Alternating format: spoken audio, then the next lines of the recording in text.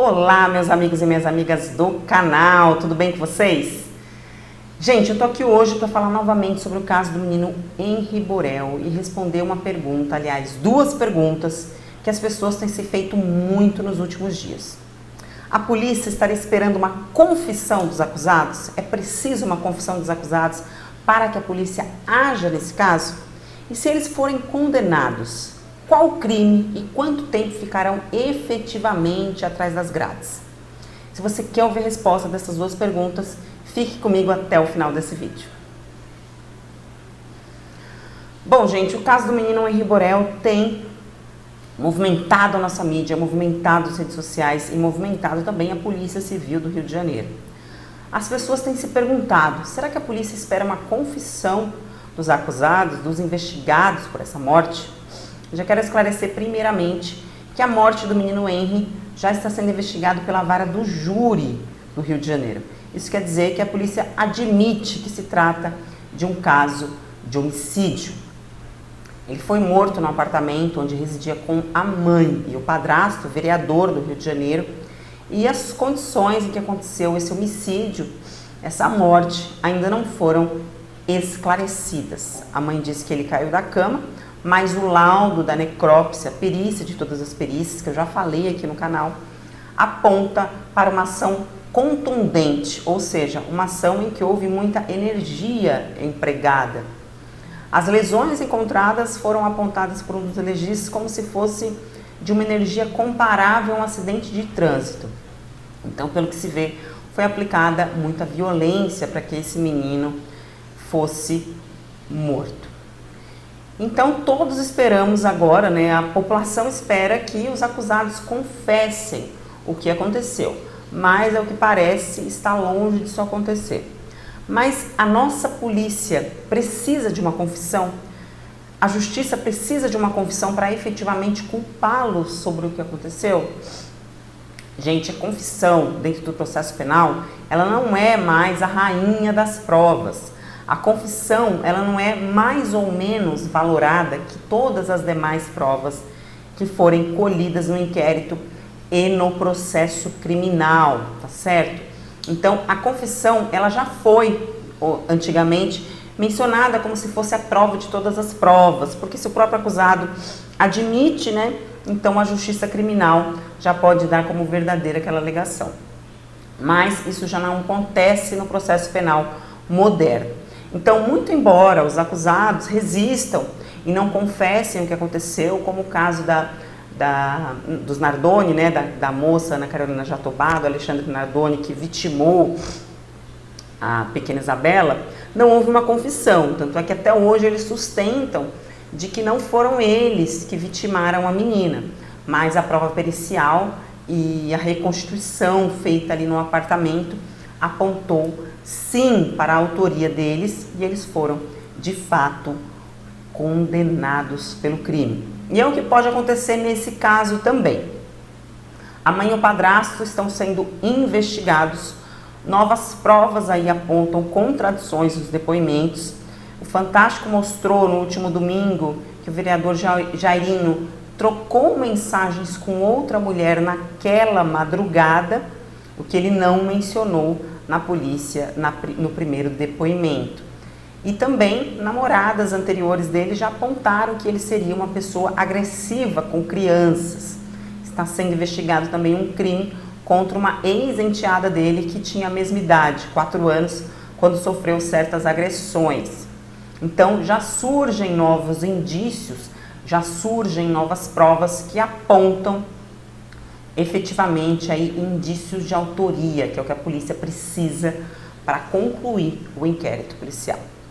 E a segunda pergunta, eu acredito que a mais esperada de todos que estão acompanhando esse caso, é a seguinte: por qual crime eles responderiam se as investigações de fato apontarem que forem os dois aí responsáveis por essa morte violenta? Estamos falando do crime capitulado no artigo 121 do Código Penal. Vou pedir para colocar na tela agora. Crime do artigo 121, matar alguém. E aí a gente desce lá para o parágrafo 2º, inciso 2º também, por motivo fútil. ou seja, sem motivação, né? Sem uma motivação relevante. Nós temos também a qualificadora do terceiro, que fala por outro meio, com emprego de veneno, fogo explosivo, tortura, que no caso aí é o que aponta a perícia da necrópsia médico-legal, tá certo?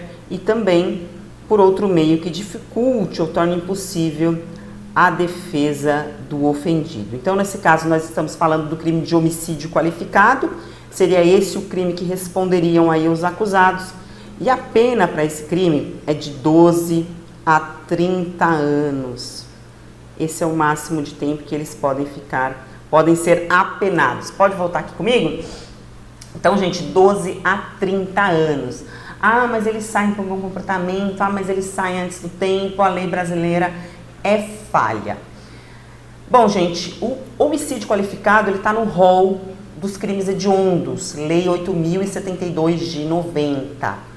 Essa lei capitulou quais são os crimes tidos como hediondos. Lá em 1990, quando essa lei surgiu, ela falava o seguinte: se você cometer um crime hediondo, você vai cumprir de ponta a ponta preso, regime integral fechado. O que o pessoal fala na cadeia? Cumpriu de ponta, ou seja, ficou todo o tempo encarcerado. No regime fechado, tempo semiaberto, não progrediu nada. Era isso que falava a lei, certo? Mas o STF decidiu que não pode haver essa fixação de pena integral, esse cumprimento integral de pena no regime fechado, que tem o direito todo criminoso a progredir de regime de acordo com o seu próprio merecimento.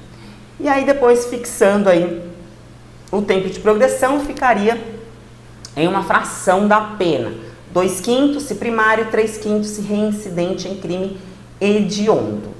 Só que isso tudo já foi superado pelo pacote anticrime, Lei 13.964 de 2019. Essa lei trouxe novas regras para a progressão de regime no crime hediondo, tá certo? Então, aumentou aí a fração para que o criminoso progrida de regime. Como que ele progride de regime? Ele começa cumprindo o regime fechado, semiaberto e aberto, né? Ele tem que cumprir de sair da cadeia de forma paulatina, ele não pode sair do fechado e ir direto para o aberto. Então, ele começa no fechado, depois ele progride para o semiaberto. Em quanto tempo progrediria para o regime semiaberto alguém que fosse acusado e condenado pelo crime de homicídio qualificado, como é o caso do menino Henri Borel? Nesse caso, gente, a progressão de regime determinada pela lei, nova lei, o pacote anticrime, né, de 2019, é de 50%, tá certo? Então, teria que cumprir metade da pena no regime fechado e a partir da segunda metade poderia requerer aí a progressão para o regime semiaberto. Tem que comprovar aí bom comportamento carcerário, como todo mundo já sabe, e o cumprimento de 50% da pena. E trocando em miúdos, quanto que seria então esse 50%? Gente, o cálculo da pena não é o cálculo que eu posso falar, olha, eles vão pegar 30 anos, que é a pena máxima. Vai se levar em consideração a vida pregressa, a personalidade do agente, de acordo com o artigo 59 do Código Penal, as circunstâncias do crime, enfim. Mas eu acredito, pela minha experiência, que essa conta ficaria em torno de uns 20 anos, de 19 até 20 anos. Então, suponhamos, né, que nós estamos fazendo aqui um exercício de futurologia jurídica, né, que se fossem condenados por esse crime, pegariam aí uns 20 anos de cadeia e ficariam presos, efetivamente presos, atrás das grades, 10 longos anos, tá certo?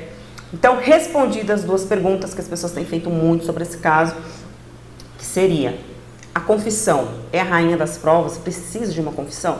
Não é necessário que haja uma confissão. A polícia, fazendo um bom trabalho pericial, como fez no caso dos Nardoni, a polícia de São Paulo fez no caso dos Nardoni, se a Polícia Civil do Rio de Janeiro seguiu o mesmo caminho, é dispensável a confissão. Não precisa necessariamente haver a confissão, tá certo? E a pena aí que seria aplicada, quanto tempo eles ficariam atrás das grades, seria metade da pena que forem condenados, exatamente 50%, porque seria um crime hediondo com resultado morte. Nós vamos continuar acompanhando o caso do menino Henri Borel e vamos trazer todas as atualizações para vocês aqui.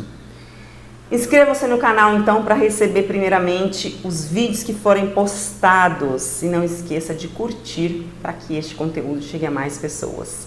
Muito obrigada e até o próximo vídeo.